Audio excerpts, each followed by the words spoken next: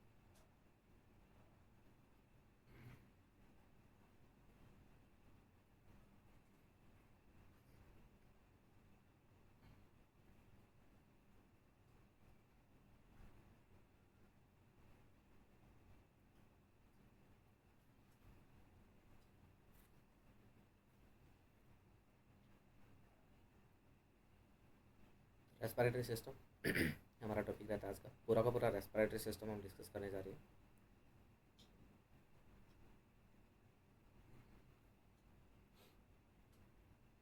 Respiratory system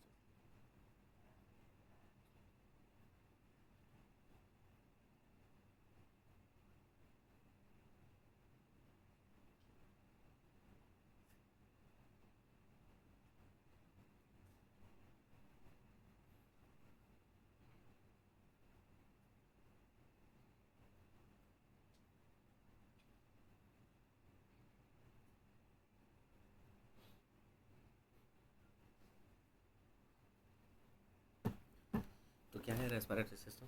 तो respiratory system system सबसे पहले बात आती है क्या है सिस्टम। सिस्टम क्या है, पढ़ रहे हैं रेस्पिरेटरी सिस्टम।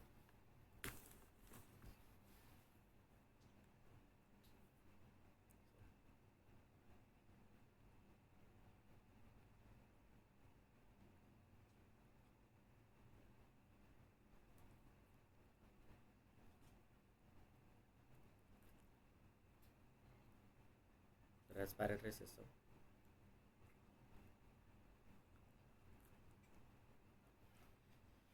क्या है? रेस्पिरेटरी सिस्टम, तो रेस्पिरेटरी और सिस्टम दो वर्ड है यहाँ। सिस्टम का मीन्स है ग्रुप ऑफ ऑर्गन, ऑर्गन से मिलके बना हुआ एक ग्रुप है ना। सबसे तो हमारी बॉडी की बेसिक स्ट्रक्चरल एंड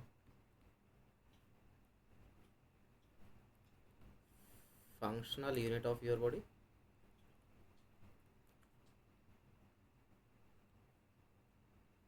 आपकी बॉडी की सबसे छोटी फंक्शनल और स्ट्रक्चरल यूनिट जो है वो कौन है? सेल है। सेल मिलकर के क्या बनती है? टिश्यू। ग्रुप ऑफ सेल क्या बनाएंगे? टिश्यू। ग्रुप ऑफ टिश्यू मिलके क्या बनाएंगे?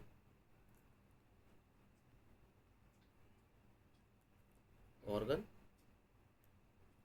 And group of organ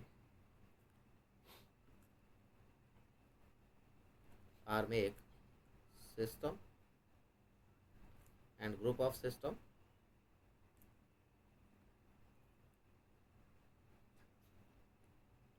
group of system क्या बनाएगा? तो बॉडी है ना। सिस्टम का ग्रुप मिलके क्या बनाएगा? बॉडी का फॉर्मेशन करेगा। और ग्रुप ऑफ ऑर्गन मिलके सिस्टम बनाते हैं, ग्रुप ऑफ टिश्यू मिलके ऑर्गन बनाते हैं, और ग्रुप ऑफ सेल टिश्यू, और सबसे छोटी यूनिट कौन है? सेल। तो सेल से टिश्यू, टिश्यू से ऑर्गन, ऑर्गन से सिस्टम, और सिस्टम से बॉडी। सेल जो है ये ग्रीक वर्ड सेलुला से बना हुआ है। ग्रीक वर्ड सेलुलर नाम का एक वर्ड है, सेलुला। ग्रीक वर्ड सेलुला से क्या हुआ है? ये डिराइव हुआ है। और इस सेलुला वर्ड का मीन्स होता है स्मॉल रूम। ये कहाँ से बना है? ये ग्रीक वर्ड से बना है, और उस ग्रीक वर्ड का मतलब क्या है? स्मॉल रूम, सेलुला है ना। तो हमने कहा सिस्टम, और system is a group of organ. हमारी बॉडी के अंदर जो ग्रुप ऑफ ऑर्गन मिलके क्या करते हैं? एक सिस्टम बनाते हैं। कौन कौन से ऑर्गन होंगे इस रेस्पिरेटरी सिस्टम में हम बात करें? तो रेस्पिरेटरी सिस्टम में कौन कौन से ऑर्गन है?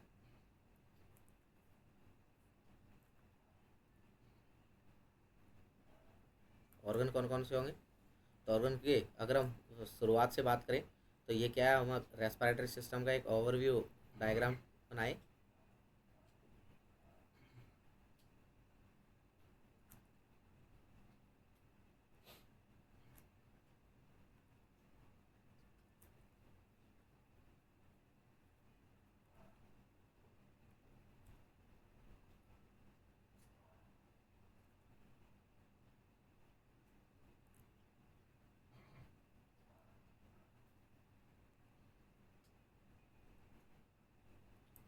है ना, ये इस तरीके से।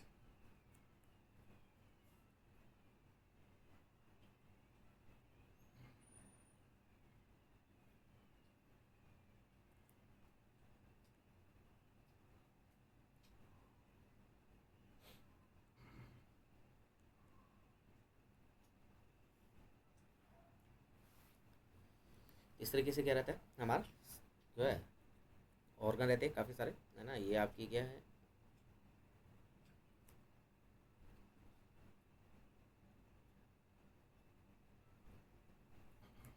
ये राइट साइड है, ये लेफ्ट साइड है ना। सबसे पहले कौन है, नोज आ गया, नोज है। नोज फिर जो है पीछे की तरफ जाती है और पीछे की तरफ जाके नेजोफेरिंक्स के साथ जुड़ती है। नेजोफेरिंक्स, नेजोफेरिंक्स के बाद में फेरिंक्स एंड लैरिंक्स, लैरिंक्स आएगा। उसके बाद कौन है, उसके बाद हमारी ट्रैकिया, कौन है, ट्रैकिया। ट्रैकिया के बाद कौन आएगा, तो ट्रैकिया के बाद में हमारा आएगा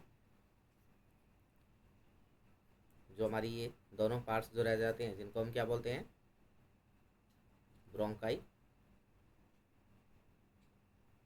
दो होती है नंबर में, एक राइट साइड होती है और एक लेफ्ट साइड होती है। ब्रोंकाई जो है वो फर्दर डिवाइड होंगी किसमें, ब्रोंकियोल के अंदर, ब्रोंकियोल्स के अंदर। और ब्रोंकियोल राइट के अंदर 3 होते हैं और जो लेफ्ट लंग होता है उसमें कितने होते हैं, 2 होते हैं। और उसके बाद क्या है, ये जो ब्रोंकाई है ये ब्रोंकियोलस और एल्वियोलर डक्ट और एल्वियोलाई के साथ जाकर के क्या हो जाती है, कनेक्ट हो जाती है। और क्या होती है आगे, क्या है, इस तरीके से क्या होती है, एल्वियोलाई होती है, एल्वियोलाई। और ये पूरी की पूरी स्ट्रक्चर जिसको आप देख रहे हो ये क्या है, आपका लंग्स है। और इस तरीके से ये सारे के सारे ऑर्गन मिलके क्या बना रहे हैं, एक सिस्टम बना रहे हैं। क्या फॉर्म कर दिया इन्होंने, एक सिस्टम बनाया। और उस सिस्टम को आपने क्या नाम दे दिया, रेस्पिरेटरी सिस्टम। उस सिस्टम को क्या नाम दिया आपने, respiratory system.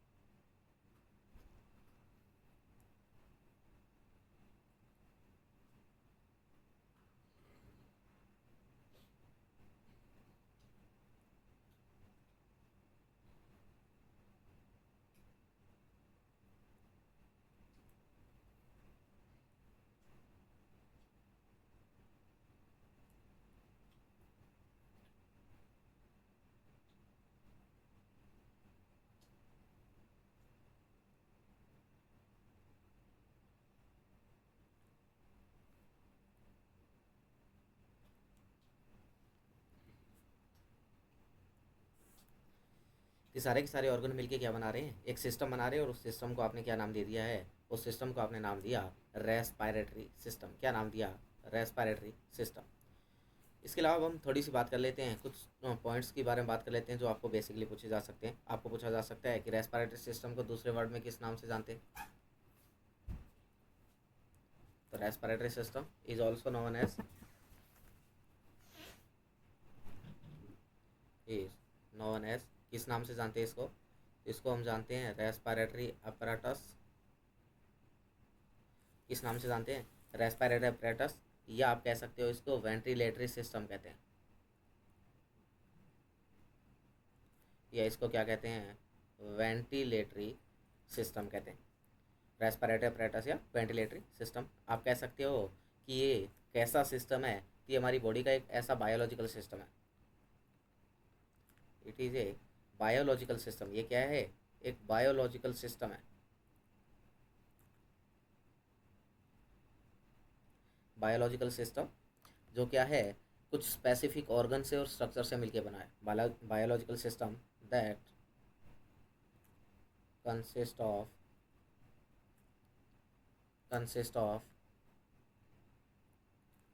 some specific organ and structure।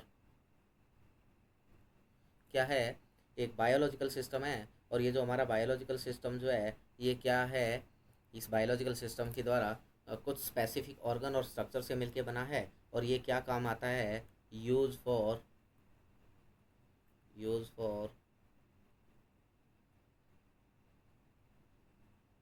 Gas exchange. किसके लिए काम में लेते हैं हम इसको, गैस एक्सचेंज के लिए काम में लिया जाता है, गैस एक्सचेंज। और क्या करता है ये गैस एक्सचेंज, कैसे, तो ये क्या करते हैं, कार्बन डाइऑक्साइड को बाहर करवाता है, CO2 को तो क्या करवाता है, आउट करवाता है, और ऑक्सीजन को क्या करवाता है, इन करवाता है। तो हमारी बॉडी का एक ऐसा बायोलॉजिकल सिस्टम जिस सिस्टम के द्वारा क्या है, जिसमें क्या है, कुछ स्पेसिफिक ऑर्गन होते हैं, कुछ स्पेसिफिक स्ट्रक्चर होती है, जिनका काम क्या है, गैस का एक्सचेंज करवाना है, और उनसे मिलकर के बना होता है, उसको हम क्या बोलते हैं, उसको हम बोलते हैं रेस्पिरेटरी सिस्टम, है ना। क्या बोलते हैं उसको, रेस्पिरेटरी सिस्टम बोला जाता है। क्या बोला जाएगा, रेस्पिरेटरी सिस्टम। ये जो रेस्पिरेटरी सिस्टम है, इस रेस्पिरेटरी सिस्टम के दो पार्ट होते हैं। रेस्पिरेटरी सिस्टम जो है वो क्या है, अगर इसको क्लासीफाई करें,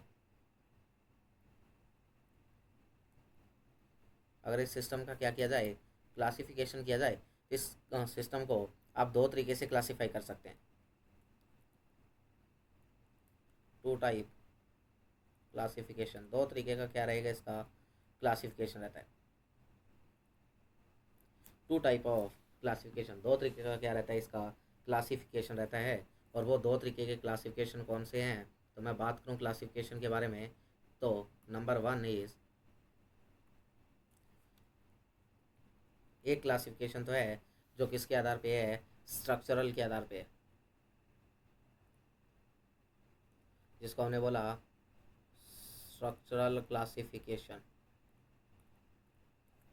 और दूसरा जो है वो फंक्शन के आधार पे है, और उसको हम बोलते हैं functional classification.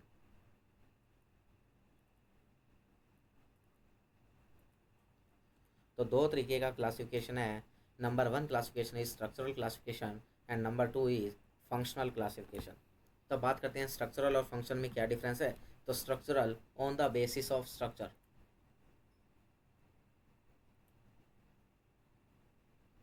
On the basis of structural. और जो आपका फंक्शनल है ये किस पे बेस है, on the basis of, on the basis of function. तो स्ट्रक्चर पे और फंक्शन दो बातों पे क्या है, जो है डिवाइड किया गया है, और दोनों बातों के हिसाब से हमने क्या किया है, इसको अलग अलग क्या कर दिया, नाम दे दिया। दोनों बातों के हिसाब से अलग अलग क्या कर दिया, इसको आपने नाम दे दिया। अब बात करते हैं स्ट्रक्चरल क्लासिफिकेशन के बारे में। तो स्ट्रक्चरल क्लासिफिकेशन में क्या है, तो स्ट्रक्चर, है ना, स्ट्रक्चर देख के हम जो है देखेंगे कि कौन कौन सी स्ट्रक्चर है, और उन स्ट्रक्चर के आधार पे हमने क्या कर दिया, उसको अलग अलग क्या किया है, नाम दे दिया है ना। तो स्ट्रक्चरल क्लासिफिकेशन की हम बात करेंगे। स्ट्रक्चरल क्लासिफिकेशन नंबर 1 पे आता है structure.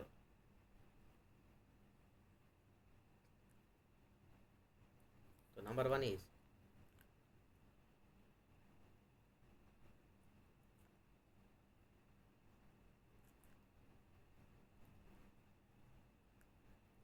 Structural classification. Number 1 is structural classification. एक नंबर पे जो है उसको हमने क्या नाम दे दिया, structural classification.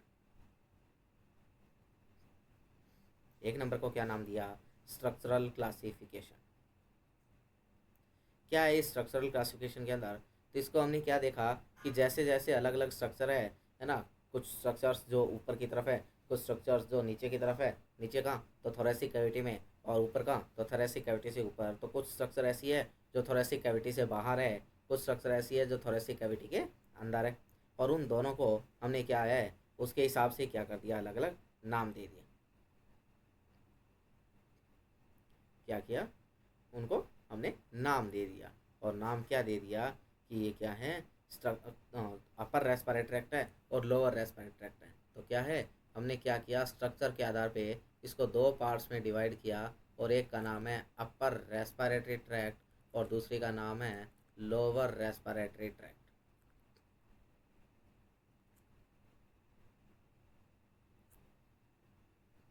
Upper respiratory tract and lower respiratory tract. अब ये अपर रेस्पिरेटरी ट्रैक्ट और लोअर रेस्पिरेटरी ट्रैक्ट, इनमें कौन कौन से ऑर्गन्स आते हैं, कौन कौन सी बातें रहती है, तो उसके बारे में हम बात करेंगे। तो फर्स्ट वन हम बात करते हैं कि अपर रेस्पिरेटरी ट्रैक्ट। फर्स्ट हम किसके बारे में बात करें, अपर respiratory tract. Number one is upper respiratory tract. तो इस अपर रेस्पिरेटरी ट्रैक्ट में कौन कौन से ऑर्गन आएंगे, कौन कौन सी जो है बातें रहेगी। तो ये अपर रेस्पिरेटरी ट्रैक्ट जो है ये कहाँ होगा, तो इसमें वो ऑर्गन आएंगे, organ are present outside the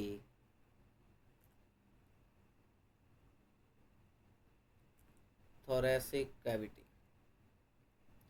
क्या है, वो ऑर्गन जो थोरेसिक कैविटी से बाहर होते हैं उनको हमने क्या बोला, अपर रेस्पिरेटरी ट्रैक्ट का नाम दे दिया। The organ are present outside the thoracic cavity, या मैं कह सकता हूँ आउटसाइड द थोरैक्स, दोनों बातें एक ही होती है। तो उसको हम क्या बोल देते हैं, उसको हम बोलते हैं अपर रेस्पिरेटरी ट्रैक्ट। अब इस अपर रेस्पिरेटरी ट्रैक्ट यानी कि हमारी जो थोरेसिक कैविटी है उससे बाहर ऑर्गन कौन कौन से हैं, अगर हम थोड़ा सा डायग्राम बनाएं तो ये क्या है, कुछ ऐसा हमारा जो है रेस्पिरेटरी सिस्टम का डायग्राम रहता है।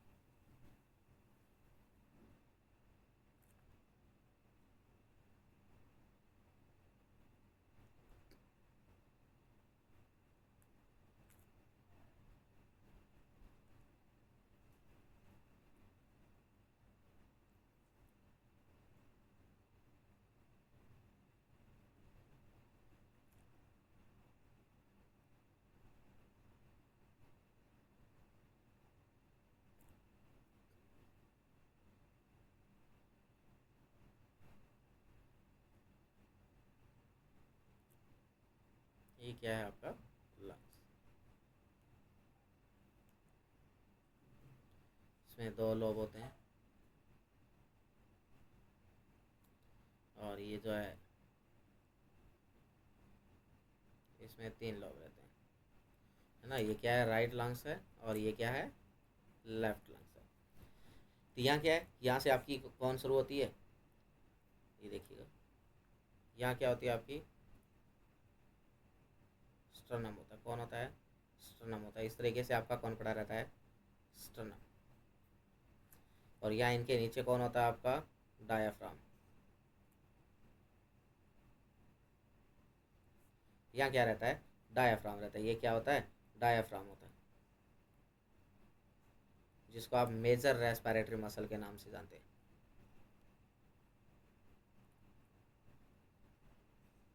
मेजर रेस्पिरेटरी मसल के नाम से जाना जाता है। ये आपका क्या है, स्टर्नम है, स्टर्नम। और इस स्टर्नम के साथ में स्टर्नम का ये जो ऊपर वाला पार्ट है, इस पार्ट के साथ में कौन जुड़ी रहती है आपकी, क्लेविकल बोन जुड़ी रहती है।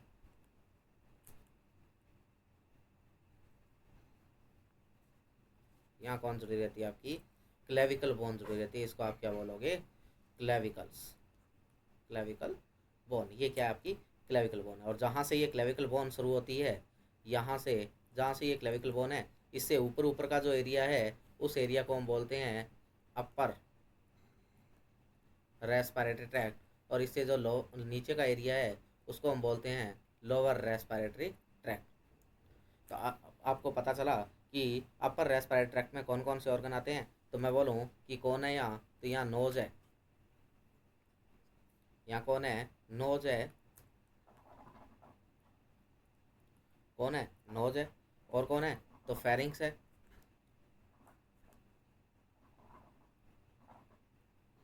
फेरिंग्स है। और कौन है, तो मैं बोलूँगा कि कौन आपका लैरिंग्स है,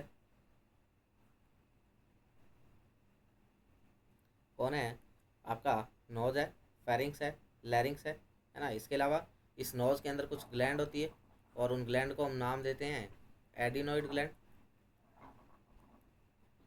एडिनोइड ग्लैंड होती है। और क्या होता है, तो इसके अंदर क्या रहती है आपकी, जो है यहाँ पर टॉन्सिल्स रहते हैं, तो आपका टॉन्सिल है, फेरिंग्स के अंदर होते हैं टॉन्सिल, टॉन्सिल्स है ना। तो ये क्या है आपके, और एरियाज रहते हैं,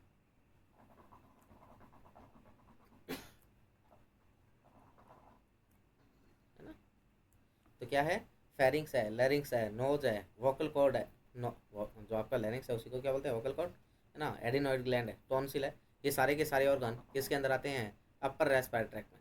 तो कौन कौन से ऑर्गन है, तो ऑर्गन कौन कौन से हैं, नोज, कौन है फेरिंग्स, कौन है लैरिंग्स, कौन है एडिनोइड ग्लैंड,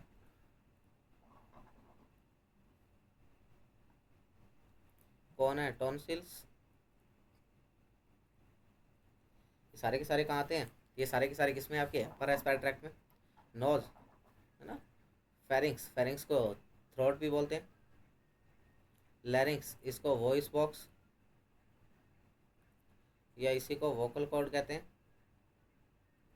है ना। एडिनोइड ग्लैंड जो क्या करती है, एयर का मॉइस्चराइजेशन, एयर टेम्परेचर बनाने का काम करती है, एयर का टेम्परेचर मेंटेन करवाने का काम करती है।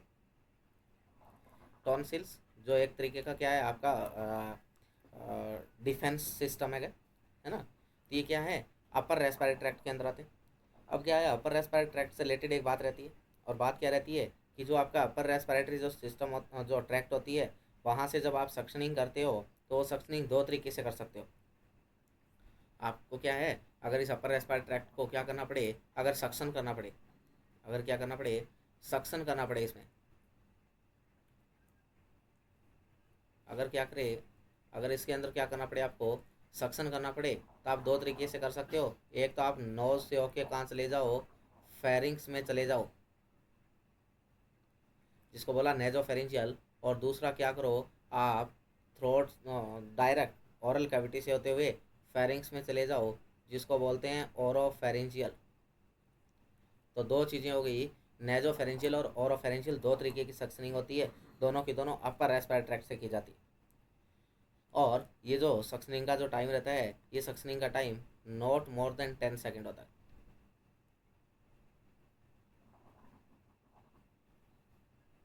10 सेकेंड से ज़्यादा क्या नहीं करना है आपने, इसको सक्शन नहीं करना है। रेंज में अगर बात करें, आपको पूछ लिया जाए 5 से 10, 10 से 15, तो आप क्या बोलोगे, तो 5 से 10 सेकेंड तक, 5 to 10 second is time duration for suctioning to the upper respiratory tract. Upper respiratory tract में सक्शनिंग का टाइम ड्यूरेशन जो है वो 5 से क्या रहेगा, 10 सेकेंड का ही रहेगा, उससे ज़्यादा आपने सक्शनिंग नहीं करनी है। अपर रेस्पिरेटरी ट्रैक्ट जिसमें nose, pharynx, larynx, adenoid gland, tonsils, ये सारे के सारे ऑर्गन आते हैं। दो तरीके की सक्शन है, नेजोफेरेंजियल और फेरेंजियल, है ना। दूसरा क्या है, दूसरा आपका रहता है लोअर रेस्पिरेटरी ट्रैक्ट। क्या रहता है, लोअर रेस्पिरेटरी ट्रैक्ट।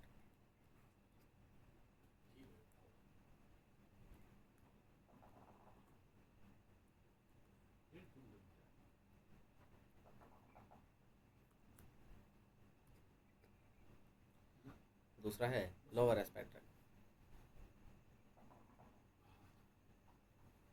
और लोअर रेस्पिरेटरी ट्रैक्ट में कौन कौन से ऑर्गन है, तो लोअर रेस्पिरेटरी ट्रैक्ट में आप देख पा रहे हैं कौन है आपका, ट्रैकिया, है ना, ये ट्रैकिया। इसके अलावा आपकी ब्रोंकाई, इसके अलावा आपके ब्रोंकियोल, है ना, ब्रोंकियोल। इसके अलावा आपके लंग्स, आपका एल्वियोलाई, एल्वियोलर डक्ट, ये सारे के सारे कौन है, ये आपके लोअर रेस्पिरेटरी ट्रैक्ट के पार्ट रहते हैं। कौन रहते हैं, लोअर रेस्पिरेटरी ट्रैक्ट के पार्ट रहते हैं।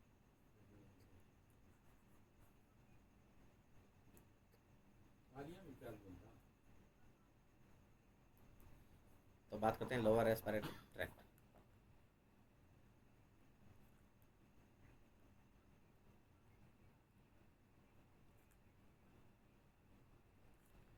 लोअर रेस्पिरेटरी ट्रैक्ट क्या है, लोअर रेस्पिरेटरी ट्रैक्ट, तो लोअर रेस्पिरेटरी ट्रैक्ट हमने कहा कि जो क्या है, ऑर्गन जो थोरैक्स के अंदर अंदर आते हैं, ऑर्गन जो कहाँ आ रहे हैं, ऑर्गन के अंदर अंदर जो रहते हैं, उनको हमने किस में काउंट किया, लोअर रेस्पिरेटरी ट्रैक्ट के अंदर काउंट किया। कहाँ काउंट किया, लोअर रेस्पिरेटरी ट्रैक्ट के अंदर काउंट किया, है ना। तो क्या है, lower respiratory tract organ inside the thoracic cavity.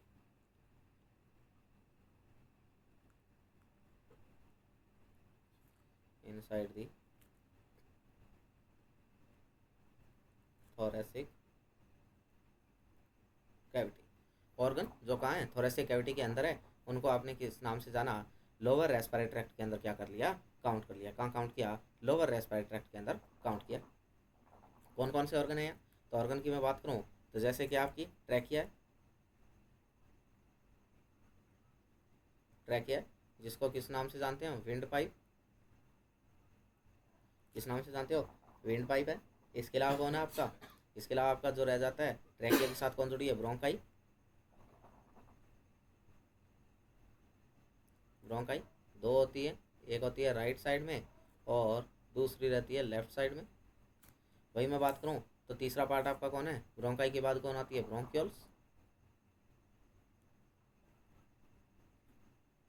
और ब्रोंक्यूल्स नंबर में 5 होती है। और 5 क्या, तो जो है राइट में तो 3 रहती है और लेफ्ट में 2, तो राइट में 3 और लेफ्ट में 2 रहती है। इसके अलावा अगर बात करें तो आपकी ब्रोंक्यूल के बाद कौन आती है, तो ब्रोंक्यूल के बाद एल्वियोलर डक्ट, एल्वियोलर डक्ट जो है वो जुड़ी होती है किसके साथ, एल्वियोलाई के साथ में, किसके साथ में, एल्वियोलाई के साथ, एल्वियोलाई। और एल्वियोलाई के बाद कौन आते हैं आपके, लंग्स आते हैं। कौन आते हैं, लंग्स आते हैं।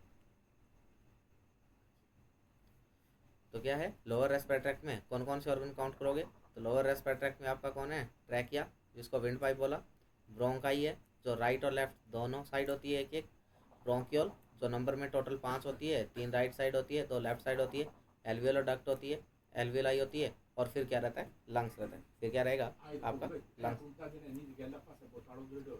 इसके अलावा अगर बात करें तो क्या है, जो आपका लोअर रेस्पिरेटरी ट्रैक्ट है इसमें भी जब आप सक्शनिंग करते हो तो 2 मेथड से कर सकते हो। इसमें भी सक्शनिंग कितने तरीके से की जा सकती है, 2 मेथड से की जा सकती है, 2 मेथड से कर सकते हो।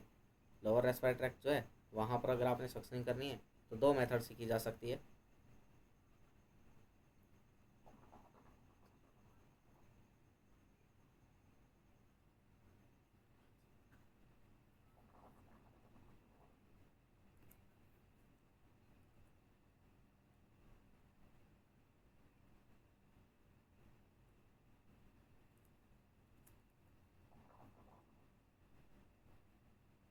Suction into lower respiratory tract are by 2 method, 2 method से, और 2 मेथड से करेंगे तो उसमें क्या करना है, तो आप 2 मेथड कौन कौन से है, एक तो क्या है कि क्या करो आप जो है माउथ के थ्रू ट्रैकिया के अंदर एक पाइप डाल दो जिसको आप क्या बोलते हो, एंडोट्रैकियल,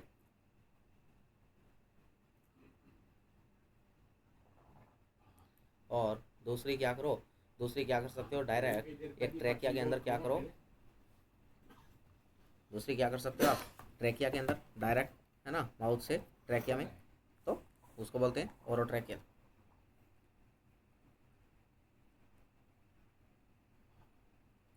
ओरोट्रैकियल सक्शनिंग।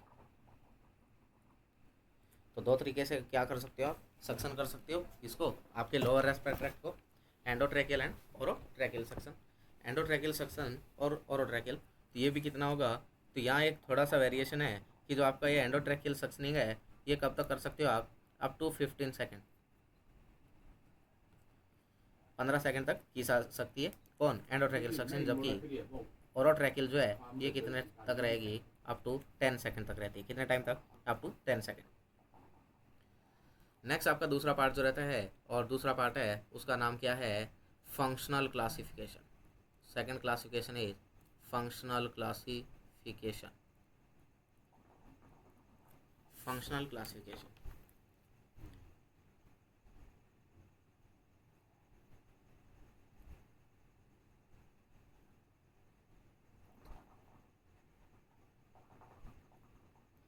टेन सेकेंड, है ना। तो बात करें कि जो फंक्शनल क्लासिफिकेशन है इसके अंदर हम 2 पार्ट लेके चलते हैं। फंक्शनल क्लासिफिकेशन 2 टाइप से होता है, 2 टाइप। एक टाइप कौन सा है, रेस्पिरेटरी पोर्शन, एक होता है रेस्पिरेटरी पोर्शन और दूसरा इसमें आता है डेड पोर्शन। इसमें क्या होते हैं आपके दो पोर्शन होते हैं, एक होता है रेस्पिरेटरी पोर्शन और दूसरा आपका क्या रहता है डेड पोर्शन रहता है। रेस्पिरेटरी पोर्शन जो है उसके अंदर जहाँ क्या है गैसेज चेंज होती है ना, गैसेज का चेंजेस जहाँ जिन ऑर्गन के अंदर होता है, जैसे कि आपका मेनली लंग्स है, एल्वियोलर सैक है, एल्वियोलाई है, एल्वियोलर डक्ट है, ये ऑर्गन किसके अंदर आते हैं आपके रेस्पिरेटरी पोर्शन में आते हैं। और रेस्पिरेटरी पोर्शन का वॉल्यूम लगभग 5 से 6 लीटर होता है। कौन आता है इसमें? एल्वियोलाई, एल्वियोलर डक्ट, लंग्स है ना, ये सारे के सारे जो है पार्ट्स आते हैं। और डेड पोर्शन के अंदर जो है, डेड पोर्शन में कौन आता है आपका? तो डेड पोर्शन में आपकी नोज, फेरिंग्स, लैरिंग्स, ट्रेकिया, ये सारे के सारे पार्ट किस में आते हैं? आपके डेड पोर्शन के अंदर आते हैं। किस में आते हैं? आपके डेड पोर्शन के अंदर आते हैं। और डेड पोर्शन जो है इसका अमाउंट कितना होता है? तो इसका वॉल्यूम 5 से 6 लीटर का होता है। सॉरी, वॉल्यूम कितना होता है इसका? 150 ml होता है। 150 ml क्या रहता है? डेड स्पेस का वॉल्यूम रहता है। आपको पूछा जा सकता है एग्जाम के अंदर कि डेड स्पेस का वॉल्यूम कितना होता है, तो डेड स्पेस जो है 150 ml होता है। और जो है इंट्यूबेशन जो करते हैं, इंट्यूबेशन जो करते हैं, जो हम इंट्यूबेशन करते हैं, इंट्यूबेशन में कौन सा स्पेस कम होता है? तो इंट्यूबेशन में इस डेड स्पेस को, ये जो डेड स्पेस है इसी को क्या किया जाता है? डिक्रीज किया जाता है। किसमें? इंट्यूबेशन में। तो intubation decrease to the dead space, तो ये 150 ml अमाउंट ऑफ एयर जो है ये क्या हो जाता है, जो कंजप्शन है ये क्या हो जाएगी? डिक्रीज हो जाती है। किसके अंदर? जब क्या किया जाता है? इंट्यूबेशन किया जाता है। क्या किया जाएगा? जब इंट्यूबेशन करते हैं। नेक्स्ट अब आपको पूछा, आप बात करें कि फंक्शन क्या क्या रहते हैं हमारा रेस्पिरेटरी जो सिस्टम है, जो हमारा रेस्पिरेटरी सिस्टम है उस रेस्पिरेटरी सिस्टम का फंक्शन क्या क्या है?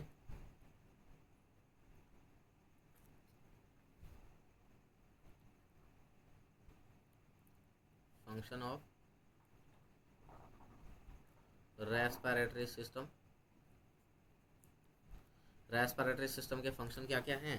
तो रेस्पिरेटरी सिस्टम के क्या क्या फंक्शन रहेंगे?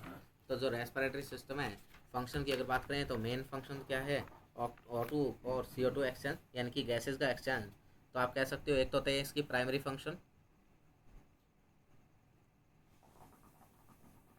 प्राइमरी फंक्शन, और दूसरा आपका क्या है? Secondary function. दो तरीके के फंक्शन रहते हैं, primary function and secondary function. अगर मैं बात करूँ प्राइमरी फंक्शन के बारे में, तो जो प्राइमरी फंक्शन है ये क्या है इसका? तो एक्सचेंज ऑफ गैसेस,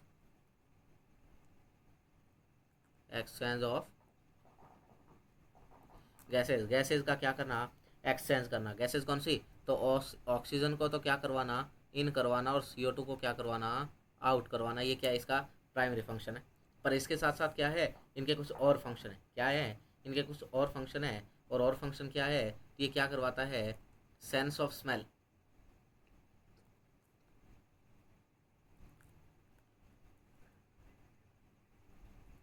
क्या करवाता है? Sense of smell. Sense of smell कैसे? तो नोज से, नोज, ये नोज में ऐसा क्या होता है, इस नोज पे क्या होता है? ऑल फैक्ट्री एपिथीलियम होती है। क्या होती है? ऑल फैक्ट्री एपिथीलियम होती है। और ये ऑल फैक्ट्री एपिथीलियम जो है ये कौन सप्लाई करता है? तो supplied by all factory nerve, जो क्या है? क्रेनियल नर्व है। क्या है? क्रेनियल नर्व है। और कौन सी? तो ये सेकंड क्रेनियल नर्व है। क्या है? सेकंड क्रेनियल नर्व है, जो क्या कराने का काम करती है? सेंस ऑफ स्मेल करवाने का काम करती है।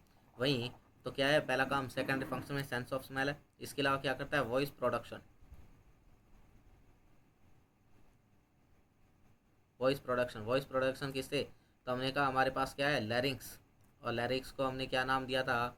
वॉइस बॉक्स का नाम दिया था। क्या नाम दिया था? Voice box. वहीं अगर बात करें तो क्या है? ब्लड का पीएच मेंटेन करता है। क्या करते हैं? Maintain blood pH. ब्लड की पीएच को क्या करवाता है?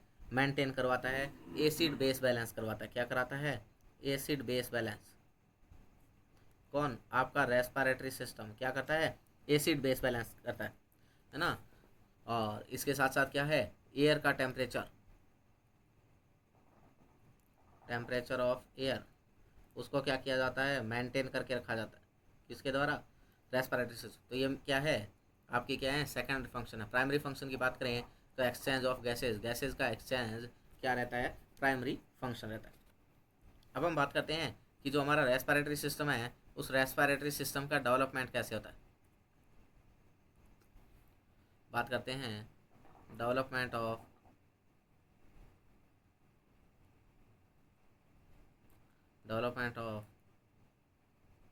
Respiratory system in fetal life. जब बच्चा मदर के वूम में होता है तो सबसे पहले उसमें रेस्पिरेटरी सिस्टम कैसे बनना शुरू होगा, तो क्या है कि जब बच्चा क्या है, जब क्या हो गया, कंसीव हुआ, और कंसीव होने के बाद जाइगोट का फॉर्मेशन हुआ। क्या हुआ, जाइगोट फॉर्मेशन हुआ, और जाइगोट धीरे धीरे डेवलप करते हुए कहाँ पहुँचा, 4 वीक पर पहुँचा। कहाँ पहुँचा, 4 वीक पर पहुँचा। तो इसके अंदर क्या होती है कि एक लैरिंजोट्रैकियल ट्यूब बनती है। क्या बनती है, लैरिंजोट्रैकियल ट्यूब का फॉर्मेशन हो जाता है। इसमें क्या होती है, एक लैरिंजियोट्रैकियल ट्यूब बनती है, और ये लैरिंजियोट्रैकियल ट्यूब बनती कहाँ से है, तो ये बनती है मीजोड्रम से। किससे बनती है, ये मीजोड्रम से बनती है। अब क्या है, ये जो लैरिंजियोट्रैकियल ट्यूब है, इस ट्यूब में धीरे धीरे क्या है, पहले तो क्या होती है, ये ट्यूब नॉर्मल होती है, जैसे कुछ हम डायग्राम की बात करें तो कुछ इस तरीके से होगी।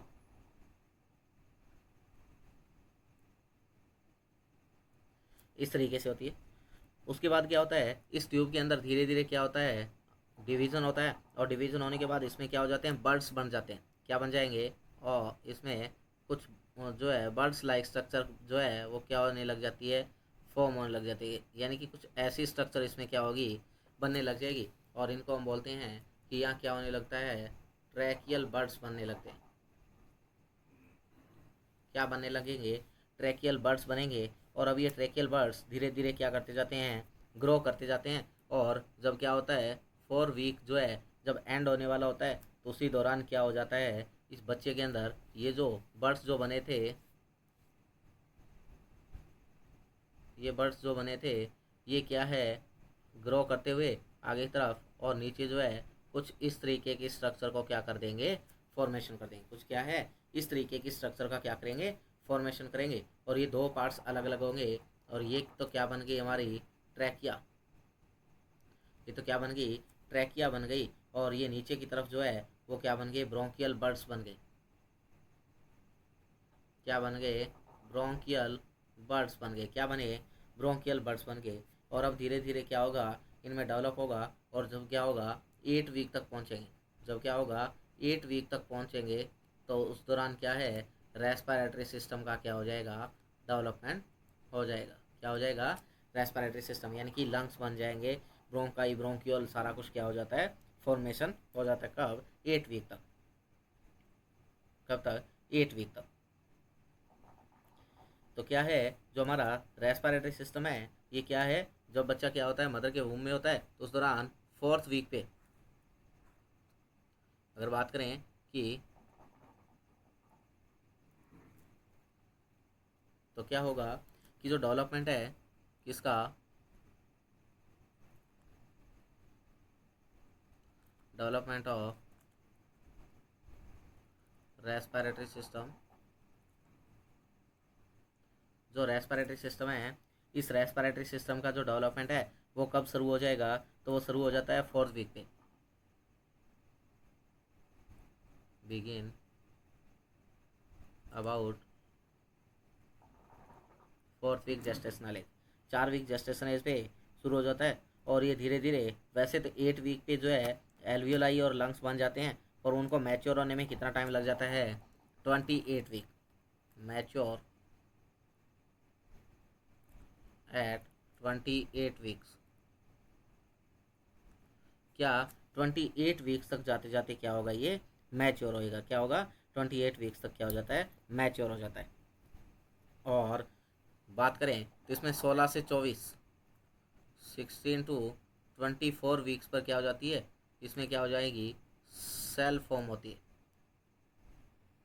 क्या हो जाती है, सेल का फॉर्मेशन हो जाता है। और कितने टाइप की, तो 3 टाइप की न्यूमोसाइट सेल होती है इसमें। कितनी होती है, कौन कौन सी सेल बनती है? तो 3 टाइप की न्यूमोसाइट सेल बनती है, जिनको हम पढ़ेंगे आगे एल्वियोलाई के अंदर, कि 3 टाइप ऑफ न्यूमोसाइट सेल क्या हो जाती है, डेवलप हो जाती है। सेल 1, सेल 2 एंड सेल 3, 3 तरीके की सेल क्या हो जाएंगी, डेवलप हो जाएगी। क्या होगी? 3 तरीके की सेल डेवलप हो जाती है। 3 type of cell are develop.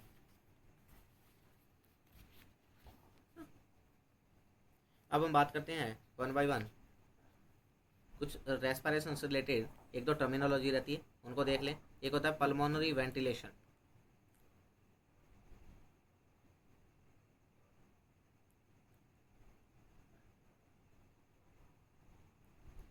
एक होता है पल्मोनरी वेंटिलेशन। पल्मोनरी वेंटिलेशन क्या होता है? तो पल्मोनरी वेंटिलेशन का मतलब होता है कि जो हमारी गैसेज का एक्सचेंज है वो कहाँ होना, लंग्स और किसके बीच में होना, एटमॉस्फेयर।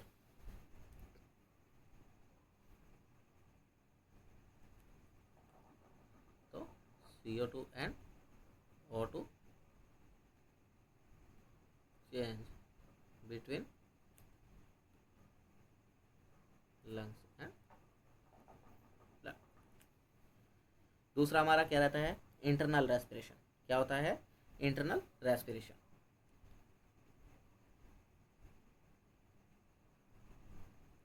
इंटरनल रेस्पिरेशन, और इंटरनल रेस्पिरेशन में क्या होता है, जो गैसेज का एक्सचेंज है वो एक्सचेंज किसके बीच में होना, एक्सचेंज बिटवीन किसके बीच में है, तो एक्सचेंज होगा जो हमारी टिश्यू है उनके और जो हमारा ब्लड है।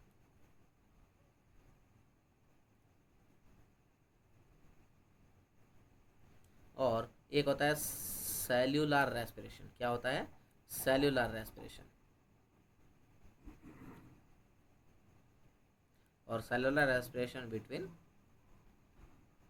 सेल के बीच में जो होता है उसको हम क्या बोलते हैं, सेलुलर रेस्पिरेशन बोलते हैं। क्या बोलते हैं? सेलुलर रेस्पिरेशन बोलते हैं, सेलुलर रेस्पिरेशन। तब हम बात करते हैं वन बाय वन, और सबसे पहला हमारा ऑर्गन जो है उस ऑर्गन का नाम है नोज। क्या नाम है? Nose. First organ is knows.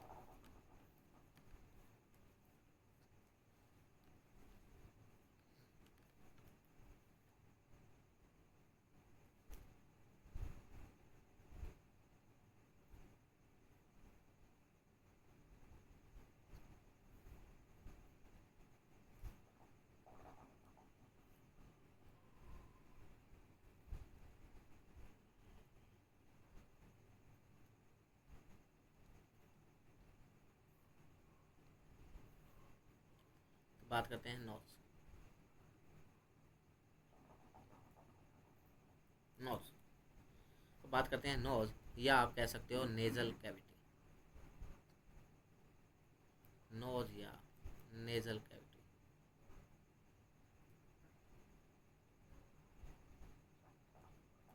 Knows या नेजल कैविटी।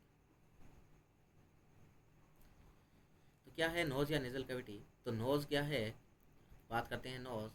तो नोज किससे मिलके बनी होती है? तो नोज सीलिएटेड कॉल्यूमनर एपिथेलियम की बनी होती है। कंसिस्ट बाई, या मैं कह सकता हूँ फॉर्म्ड बाई सीलिएटेड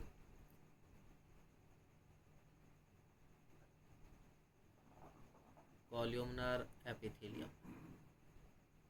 किसकी? सीलिएटेड कॉल्यूमनर एपिथेलियम की बनी होती है। और इस सीलिएटेड कॉल्यूमनर एपिथेलियम में क्या होती है, goblet cell, mucus secreting goblet cell जो है वो भी क्या प्रेजेंट होती है, प्रेजेंट म्यूकस सीक्रेटिंग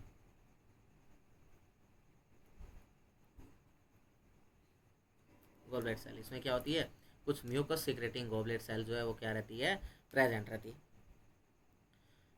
जो हमारी नोज जो है, इस नोज का जो टिप होता है,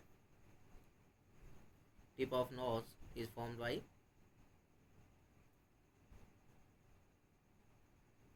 knows is formed by hyaline cartilage.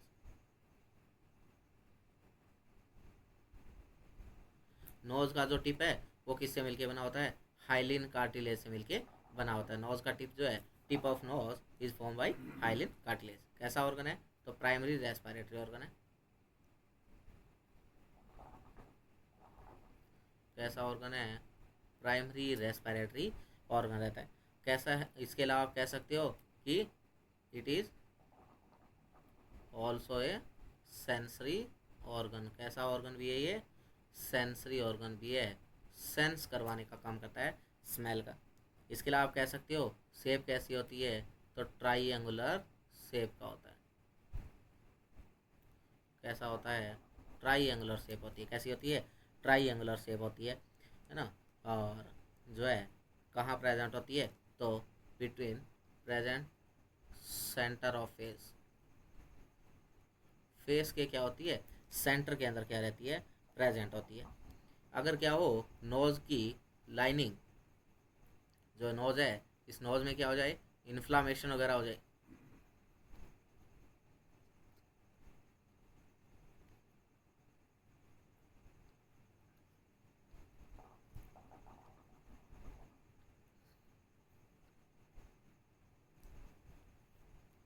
Inflammation of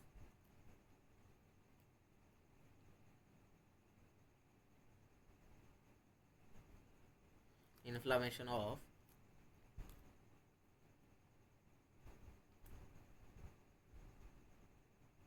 mucous membrane of nose. अगर नोज की क्या हो जाए, जो म्यूकस मेम्ब्रेन है उसका क्या हो जाए? इन्फ्लामेशन हो जाए, तो उसको आप क्या बोलोगे? राइनाइटिस बोलते हो। क्या बोलते हो? राइनाइटिस बोलते हो। अगर क्या हो जाए? नोज से ब्लीड हो जाए, अगर क्या हो नोज से कोई ब्लीडिंग होने लगे, तो उसको आप क्या बोलते हो? एपिस्टैक्सिस। क्या बोलते हो? एपिस्टैक्सिस बोलते हो। क्या? एपिस्टैक्सिस, है ना। और एपिस्टैक्सिस का मोस्ट कॉमन कॉज क्या होता है? Most common cause of epistaxis is trauma. Epistaxis का मोस्ट कॉमन कॉज कौन होता है? वो होता है ट्रॉमा। और सबसे ज़्यादा इंसिडेंस किस में ज़्यादा होता है? तो इंसिडेंस ज़्यादा जो होता है वो होता है चिल्ड्रन में। किस में ज़्यादा होता है? चिल्ड्रन के अंदर मोर कॉमन देखने को मिलता है। कौन? आपका एपिस्टैक्सिस। इसके अलावा क्या है? एपिस्टैक्सिस जो है अगर बात करें तो अगर क्या है और क्या क्या रिस्क फैक्टर क्या हो सकते हैं एपिस्टैक्सिस के? एपिस्टैक्सिस के रिस्क फैक्टर ऑफ एपिस्टैक्सिस। तो एपिस्टैक्सिस का रिस्क फैक्टर, जैसे कोई पर्सन क्या कर रहा है? एस्पिरिन ले रहा है। एस्पिरिन, है ना, कैसी ड्रग है? एंटी प्लेटलेट कैटेगरी की दवाई एंटी प्लेटलेट कैटेगरी है ना। और क्या रहती है ये? ड्रग ऑफ चॉइस रहती है फॉर एम आई। क्या रहती है? Drug of choice for M I. M I के लिए क्या रहती है? Drug of choice. M I का जब मैनेजमेंट करते हैं तो मैनेजमेंट ऑफ एम आई के अंदर MONA चार बातें होती है। मॉर्फिन होती है, ऑक्सीजन होती है, एंटीजी होती है और एस्पिरिन। और aspirin is a drug of choice for M I, है ना। इसके अलावा अगर बात करें तो इसके अलावा किसी को क्या है? हेरिडिटरी प्रॉब्लम है। क्या है? कोई हेरिडिटरी प्रॉब्लम है। Hereditary problem. और हेरिडिटरी प्रॉब्लम जैसे क्या है? पेशेंट जिसको क्या है? कोई हीमोफीलिया का पेशेंट है। हीमोफीलिया यानी कि जिसमें क्या है? ब्लड में क्लॉटिंग फैक्टर का डेफिशिएंसी है। या क्या है?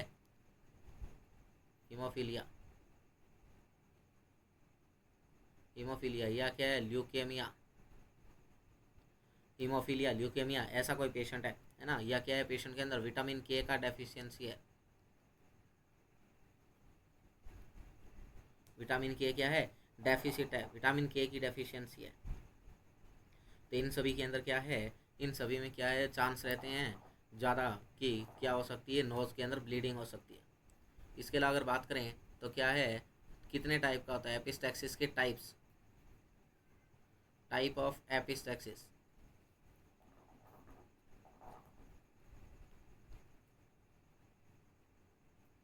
Type of epistaxis. एपिस्टैक्सिस कितने टाइप का होता है? तो एपिस्टैक्सिस की अगर बात करूँ तो एपिस्टैक्सिस चार टाइप का होता है। एक होता है रिकरेंट एपिस्टैक्सिस।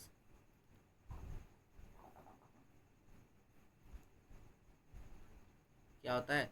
एक होता है रिकरेंट एपिस्टैक्सिस, जिसमें क्या है कि पेशेंट जिसको क्या होती है? बार बार बार बार, जैसे क्या होता है? कोई हॉट या ड्राई वेदर जो आता है और आते ही तुरंत क्या होने लग जाए, उसको क्या हो जाए, एपिस्टैक्सिस हो जाती है, नोज से ब्लीड होने लगता है। This is known as recurrent epistaxis. तो ये कब होता है, सीजनल पैटर्न में।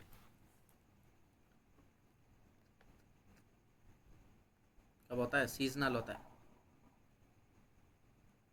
सीजनल कब, हॉट एंड ड्राई वेदर। जैसे कोई हॉट या ड्राई वेदर होता है तो तुरंत क्या है, नोज ब्लीड हो जाता है। दूसरा होता है constant.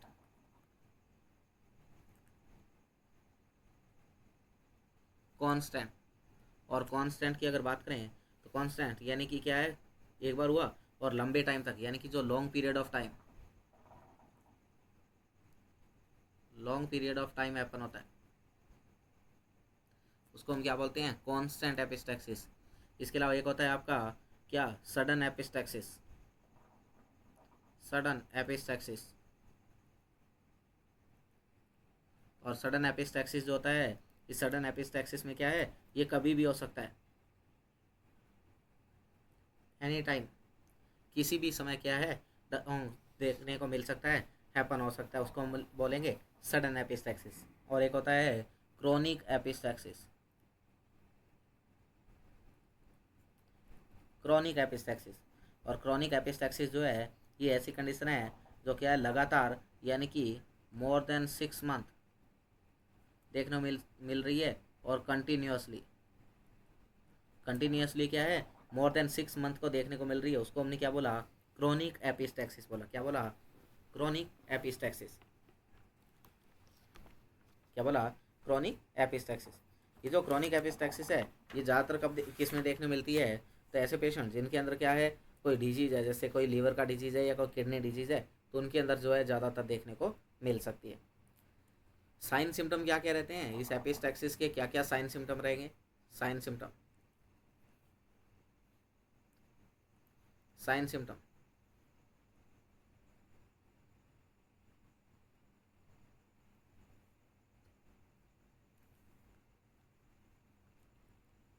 Sign symptom of epistaxis, epistaxis के क्या क्या साइन सिम्टम रहेंगे, तो पेशेंट को नोज ब्लीड होगा,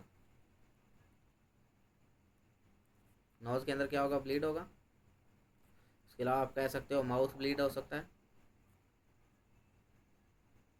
नोज ब्लीड है, माउथ ब्लीड है ना। इसके अलावा क्या है, पर्सन जो पेशेंट है उसका क्या हो जाएगा, पल्स रेट बढ़ जाएगा, वॉल्यूम कम होने से पेशेंट हाइपोटेंसी हो जाएगा, हाइपोटेंशन में चला जाएगा, है ना।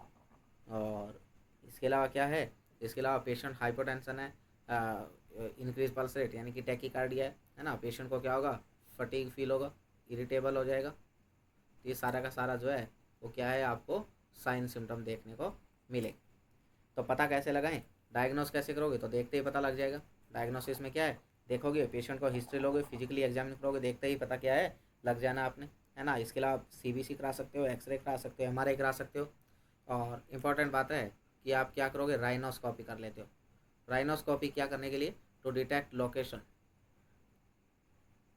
Detect localise bleeding, localise bleeding, bleeding की लोकेशन का पता लगाने के लिए, यानी कि लोकलाइज साइट क्या है ब्लीडिंग का, उसका पता लगाने के लिए क्या कर लोगे आप, राइनोस्कोपी करोगे। उसका उसके लिए क्या करोगे, राइनोस्कोपी। लोकेशन कैसे, तो लोकेशन जो है, दो तरीके की लोकेशन रहती है एपिस्टैक्सिस के अंदर। कौन कितनी रहती है, दो तरीके की। एक क्या है, जो पेशेंट है उस पेशेंट में क्या होता है, जो एंटीरियर पार्ट है, और एक होता है पोस्टीरियर पार्ट, है ना। दो दो टाइप से क्या हो सकती है, दो साइड से क्या हो सकती है, ब्लीडिंग हो सकती है। दो साइड कौन सी, तो एक है, जैसे क्या है, ये नोज़ है, ये क्या है, नोज़ है। तो इस नोज़ में क्या है, एक तो यहाँ जो ये एंटीरियर पार्ट जो है, जो टिप वाला पार्ट है, यहाँ क्या है, ब्लड वेसल्स का गुच्छा पड़ा हुआ है। और एक यहाँ क्या है, पिछली साइड जो पोस्टीरियर पार्ट है, यहाँ क्या है, ब्लड वेसल्स का क्या है, गुच्छा बना हुआ है। और ये जो ब्लड वेसल के गुच्छे हैं, इनको हम बोलते हैं प्लेक्सस। क्या बोलोगे, प्लेक्सस बोलते हैं, प्लेक्सस। ये जो प्लेक्सस है, इन प्लेक्सस को अलग अलग नाम दिए गए, इनको क्या किया गया है, अलग अलग नाम दिया गया है। और अलग अलग नाम क्या दिया गया, तो इनको नाम दिया गया कि जो पीछे की तरफ है, पोस्टीरियर है, इसको तो हमने बोला वुडरूफ प्लेक्सस, और जो आगे की तरफ है उसको बोला कैसल बच प्लेक्सस। कैसलबर्ग प्लेक्सस या कैसलबर्ग ट्राइंगल के नाम से भी जाना जाता है। इसी को हम बोलते हैं लिटिल एरिया के नाम से जानते हैं, है ना। तो ये साइंटिस्ट ने इनको खोजा था, उसी के हिसाब से इनको नाम दिया गया। तो क्या है कि ये जो है, जो आपके लोकलाइज ब्लीडिंग का पता लगाने के लिए क्या किया जाता है, राइनोस्कोपी करते हैं। और लोकलाइज ब्लीडिंग का मीन क्या है, तो मीन है कि क्या है, यहाँ प्लेक्सस होते हैं, एक होता है वुडरूफ प्लेक्सस और एक होता है कैसलबर्ग प्लेक्सस, है ना। ये जो आपका कैसलबर्ग जो प्लेक्सस होता है, ये इसमें क्या होता है, आर्टरी होती है। ये क्या होता है, आर्टीरियल होता है। कैसलबर्ग जो प्लेक्सस है ये कैसा होता है, आर्टीरियल है।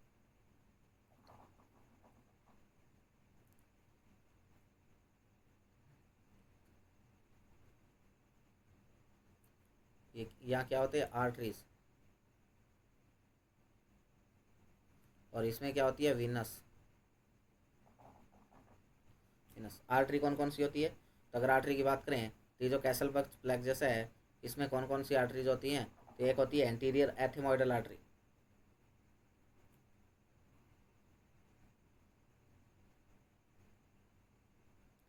एक होती है पोस्टीरियर एथिमोइडल आर्टरी,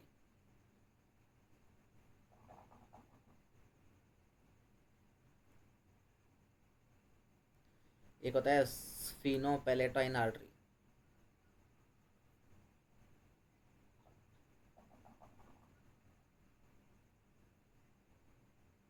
एक होता है ग्रेटर पैलेटाइन आर्टरी,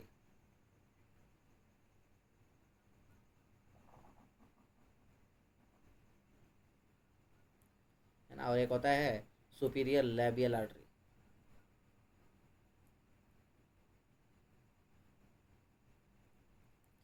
तो ये क्या है, जो कैसलबर्ग प्लेक्सस है वो आर्टरीज से मिलकर बना होता है, और 5 आर्टरी है, anterior ethmoidal, posterior ethmoidal, sphenopalatine, greater palatine and superior labial artery. जबकि जो है वोड्रोप प्लेक्सस जो है वो विनस प्लेक्सस होता है, वेन से मिलकर बना होता है। इसको नेजोफेरेंजियल प्लेक्सस के नाम से भी आप जान सकते हैं, है ना। तो ये क्या है, दोनों प्लेक्सस होते हैं, इसलिए हम क्या करते हैं, राइनोस्कोपी करते हैं ताकि दोनों का पता लगाया जाए। क्योंकि अगर आर्टीरियल ब्लीड है तो आर्टीरियल ब्लीड क्या है, सीवियर होगा, है ना, और जो है पेशेंट को क्या हो सकता है, जो है मेजर कॉम्प्लिकेशन देखने को मिल सकते हैं, है ना। जबकि वहीं अगर बात करें तो क्या है, जो आपका जो वुडरूफ प्लेक्सस जो है वो कैसा होगा, तो वो आपका क्या रहेगा, वीनस रहेगा। तो इतना जो है अगर बात करें तो कैसलबर्ग ब्लीडिंग की तुलना में इतना सीवियर नहीं होगा। वही हम दूसरी बात कर लेते हैं। नेक्स्ट आपकी दूसरी डिजीज रहती है जो नोज से रिलेटेड है, जिसको हमने बोला राइनाइटिस। पोजीशन आपसे पूछी जा सकती है यहाँ, पोजीशन। मैनेजमेंट की बात करें, मैनेजमेंट, मैनेजमेंट मैनेजमेंट क्या रहेगा, पेशेंट जो आपका एपिस्टेक्सिस का है उसमें क्या मैनेजमेंट करोगे, तो मैनेजमेंट क्या रहेगा, तो पेशेंट को क्या है, आपने दो तरीके का मैनेजमेंट कर सकते हो। एक होता है non pharmacological management,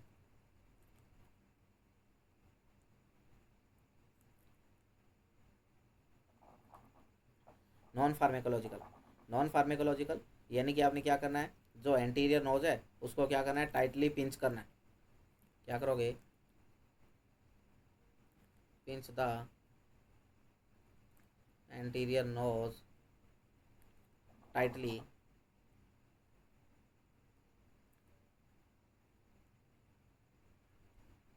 for 10 minute, है ना। 10 मिनट तक आपने क्या करना है, जो एंटीरियर नोज की टिप है उसको टाइटली क्या करना है, पिंच करना है, और इसके साथ साथ क्या करना है, lean forward with lean forward position. इसके साथ साथ आपने क्या करनी है, पेशेंट को लीन फॉरवर्ड वाली पोजीशन देनी है। कैसी पोजीशन दोगे, लीन फॉरवर्ड पोजीशन दोगे, लीन फॉरवर्ड, है ना। वहीं अगर बात करें इसके अलावा क्या है, तो जो है पेशेंट को आप क्या कर सकते हो, मेडिकली जो सिटिंग पोजीशन दे सकते हो। क्या दे सकते हो, सिटिंग। 2 नंबर पे आप क्या कर सकते हो, सिटिंग पोजीशन दे सकते हो, है ना। या आप क्या कर सकते हो, 3 नंबर पे बात करें तो सेमी फाउलर पोजीशन।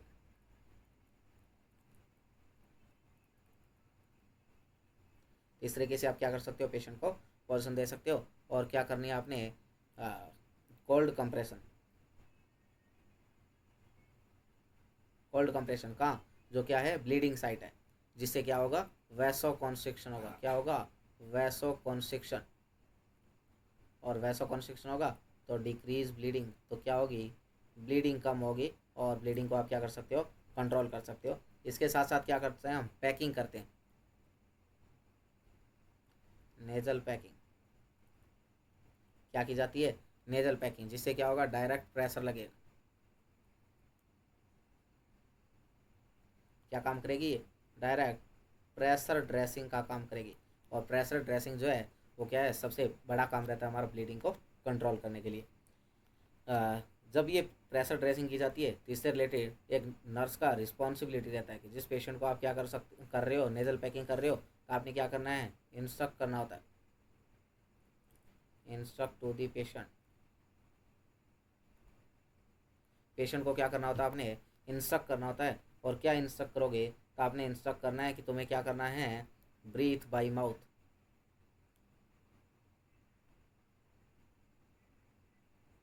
क्या करना है, पेशेंट को इंस्ट्रक्ट करें कि तुम्हें क्या करना है, माउथ से ब्रीथ करना है ना, नोज से तो ब्रीथ कर नहीं पाएगा, तो इसलिए उसको बोलना है कि मुंह खोल के तुम्हें क्या करनी है, सांस लेनी है। फार्मेकोलॉजिकल मैनेजमेंट क्या करेंगे,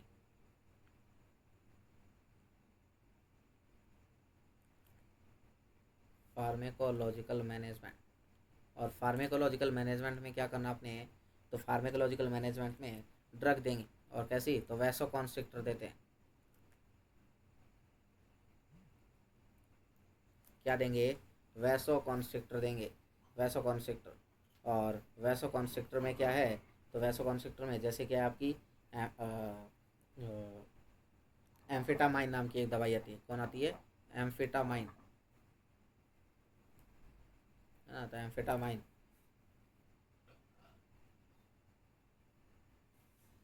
है ना।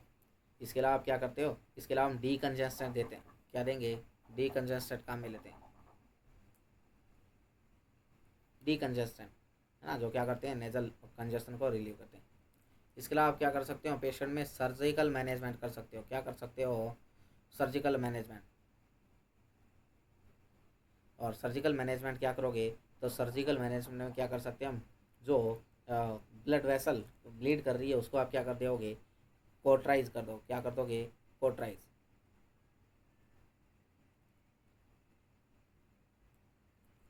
कोट्राइज वेसल जो क्या कर रही है, ब्लीड कर रही है। कॉम्प्लिकेशन क्या क्या हो सकते हैं, एपिस्टैक्सिस के क्या क्या कॉम्प्लिकेशन है, तो कॉम्प्लिकेशन की मैं बात करूँ तो ओटाइटिस मीडिया, क्या होगा, ओटाइटिस मीडिया हो जाएगा, साइनोसाइटिस होगा, ओटाइटिस मीडिया है, साइनोसाइटिस है, और क्या है, हाइपोवेंटिलेशन है, हाइपोवेंटिलेशन में जा सकता है पेशेंट, है ना। पेशेंट को अगर ज़्यादा ब्लीड हुआ तो पेशेंट को एनीमिया हो सकता है, तो ये सारी की सारी बातें क्या रहती है, कॉम्प्लिकेशन के तौर पे रहती है। क्या है, एपिस्टैक्सिस। इसके अलावा और क्या डिजीज़ हो सकती है नोज से रिलेटेड, तो नेक्स्ट डिजीज़ जो नोज से रिलेशन रखता है, डिजीज़ का नाम है राइनाइटिस। और राइनाइटिस क्या है, तो rhinitis inflammation of nasal mucosal membrane, nasal mucosal membrane, जिसको आप क्या बोलते हो, राइनाइटिस बोलते हो, क्या बोलोगे, राइनाइटिस बोलोगे। राइनाइटिस कितने टाइप का होता है, तो राइनाइटिस जो है 4 टाइप का रहता है। एक होता है एक्यूट राइनाइटिस, टाइप की अगर बात करूँ तो 4 टाइप होते हैं। एक होता है एक्यूट, एक्यूट किसको बोलते हैं, तो एक्यूट राइनाइटिस वो जो क्या है, लेस टाइम, यानी कि कोई कॉमन कोई इन्फेक्शन हुआ, जैसे क्या है, कोई वायरल इन्फेक्शन हो गया, और वायरल इन्फेक्शन जैसे कोई राइनो वायरस है ना, एडिनो वायरस है, इनका कोई इन्फेक्शन हुआ और उससे हो गया, उसको आप बोलते हैं एक्यूट राइनाइटिस। दूसरा होता है एलर्जिक, दूसरा क्या रहता है, एलर्जिक,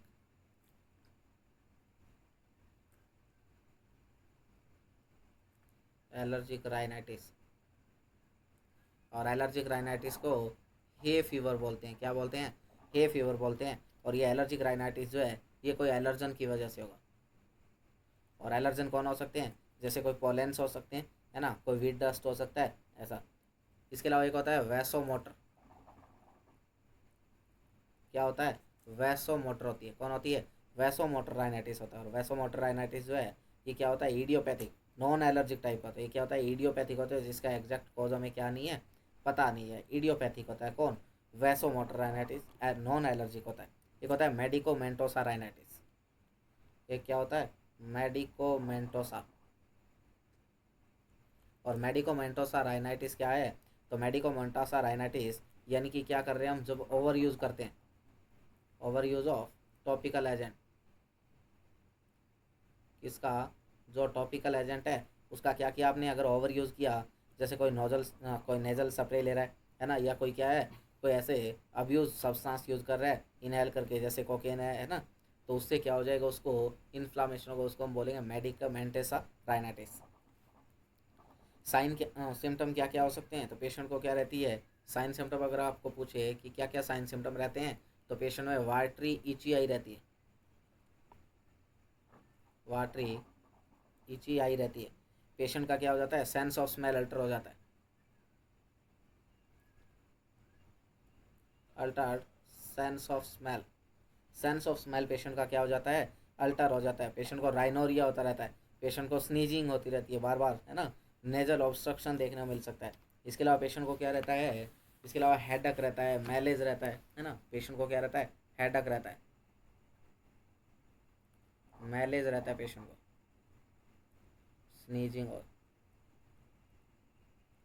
है ना, पेशेंट को जो है मस्कुलर एक्ट देखने को मिल सकता है ना। तो ये सारी की सारी प्रॉब्लम। इसके अलावा दो इंपॉर्टेंट साइन रहते हैं, है ना, पेशेंट इरिटेट रहेगा, टेम्परेचर बढ़ा हुआ रहेगा, पर इसके अलावा ये सारे के सारे कॉमन सिम्टम है ना, कॉमन सिम्टम है, पर एक इंपॉर्टेंट सिम्टम रहता है, और इस सिम्टम का नाम है, नाम क्या है,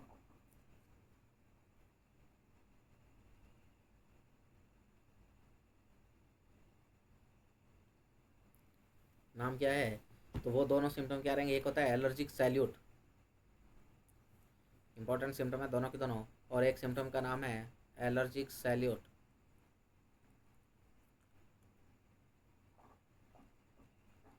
एक क्या है, एलर्जिक सैल्यूट, और दूसरा है एलर्जिक साइनर।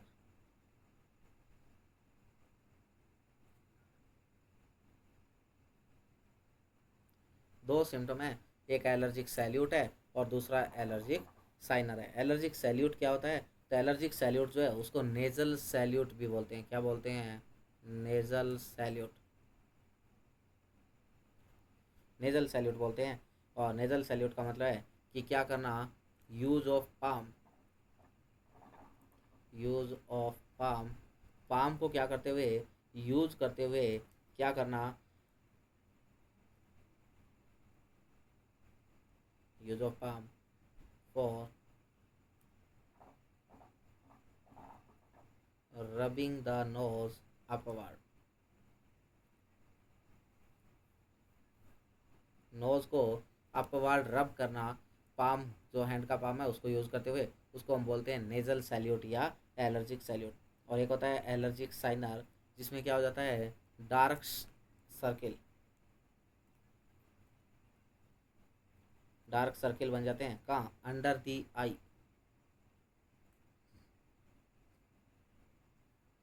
उसको हम क्या बोलते हैं। और उसके साथ साथ क्या है, आई लीड का एडिमा भी देखने को मिल सकता है।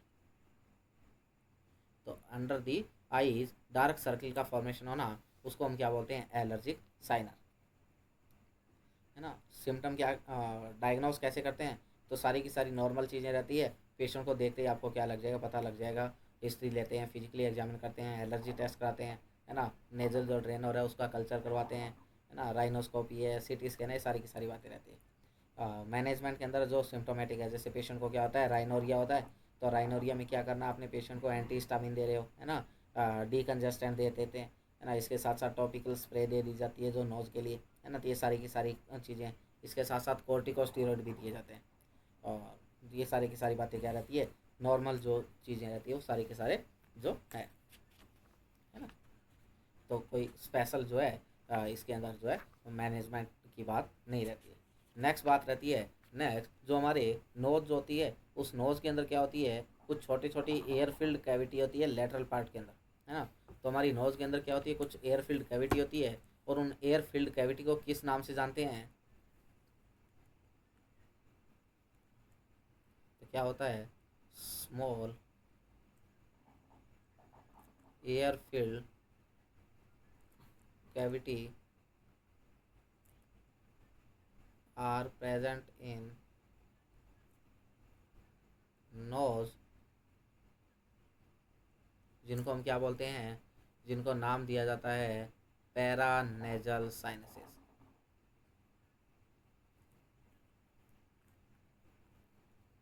Is known as paranasal sinuses, paranasal sinus के नाम से जिनको जाना जाता है। तो हमारी टॉपिक क्या है? Paranasal sinuses.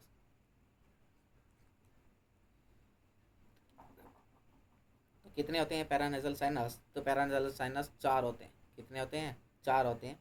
कौन कौन से? एक होता है फ्रंटल। क्या होता है? फ्रंटल, जो कहाँ है? दो फ्रंटल बोन के बीच में। एक होता है मैक्सिलरी, मैक्सिलरी, और मैक्सिलरी जो होता है वो कहाँ है? मैक्सिला के अंदर है। एक होता है स्फिनोइडल, स्फिनोइडल जो क्या है? स्फिनोइडल बोन के अंदर है। और एक होता है एथेमोइडल।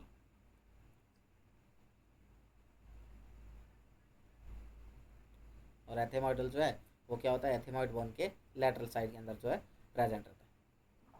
जो हमारा फ्रंटल साइनस है ये क्या होता है? 2 साल तक नहीं होता है ना। अपीयर आफ्टर आफ्टर 2 ईयर, ये क्या होता है? 2 साल के बाद क्या होता है? अपीयर होता है। काम क्या है इनका? जो पैरानेजल साइनस है, इन साइनस के काम क्या है? काम,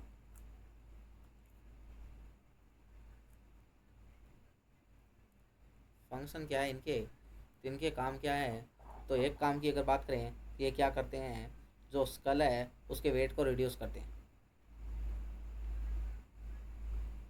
to reduce the weight of skull, skull के वेट को क्या करते हैं? रिड्यूस करते हैं। इसके अलावा क्या करते हैं? इसके अलावा क्या है? जो हमारी वॉइस है उसकी क्वालिटी को क्या करते हैं? चेंज करने का काम करते हैं, इम्प्रूव करने का काम करते हैं एक रेजोनेटिंग चैम्बर के तौर पर। तो वॉइस क्वालिटी में क्या करते हैं? चेंज, वॉइस क्वालिटी भी क्या करते हैं? चेंज करते हैं। तो पैरानेजल क्या रहते हैं? साइनस के काम रहते हैं। अगर क्या हो जाए इस साइनस में, अगर क्या हो जाए इनमें इन्फ्लामेशन हो जाए, अगर साइनस में क्या हो जाए? इन्फ्लामेशन हो जाए, तो उस कंडीशन को साइनोसाइटिस बोलते हैं। क्या बोलते हैं? उस कंडीशन को साइनोसाइटिस बोला जाता है। क्या बोला जाता है? साइनोसाइटिस बोला जाता है। Inflammation of paranasal sinus is known as sinusitis, है ना। तो होने का कारण क्या रहता है? तो होने का कारण कोई भी जो है इन्फेक्शन की वजह से हो सकते हैं, है ना। वायरल भी हो सकता है, फंगल भी हो सकता है, बैक्टीरियल भी हो सकता है ना, या आप कह सकते हो एक्यूट और क्रॉनिक भी हो सकता है। किन किन वजह से होता है? कौन कौन से ऐसे पेशेंट है जो रिस्क पे होते हैं, जिनको साइनोसाइटिस होने का रिस्क होता है? तो ऐसे पेशेंट जिनमें पहले क्या है? राइनाइटिस रहा है, या जिसको क्या था? टूथ एब्सेस था, या जो क्या है? कोई नेजल पॉलिप का पेशेंट है, तो उनके अंदर चांस है कि क्या हो सकता है? साइनोसाइटिस डेवलप हो सकता है ना। और साइन सिम्टम क्या रहते हैं? तो एक इंपॉर्टेंट सिम्टम रहता है यहाँ, बाकी तो सारे नॉर्मल सिम्टम है। तो पेशेंट जिसको क्या होगा? साइनोसाइटिस होता है, उस पेशेंट को क्या होता है? फाउल स्मेल ब्रीथ होती है।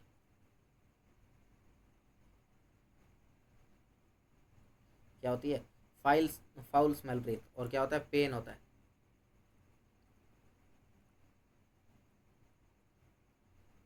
आइज के अंदर और आइज के ऊपर क्या होगा? पेन होगा, है ना। और फाउल स्मेल ब्रीथिंग होती है।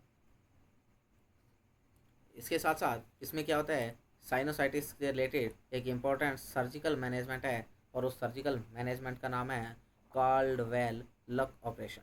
क्या नाम है? Caldwell Luc operation.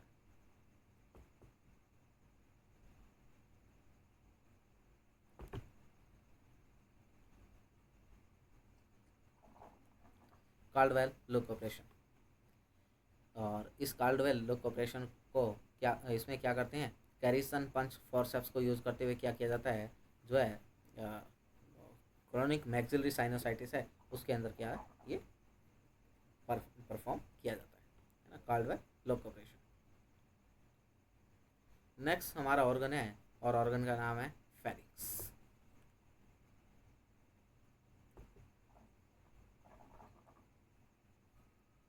फेरिंग्स जो हम पढ़ेंगे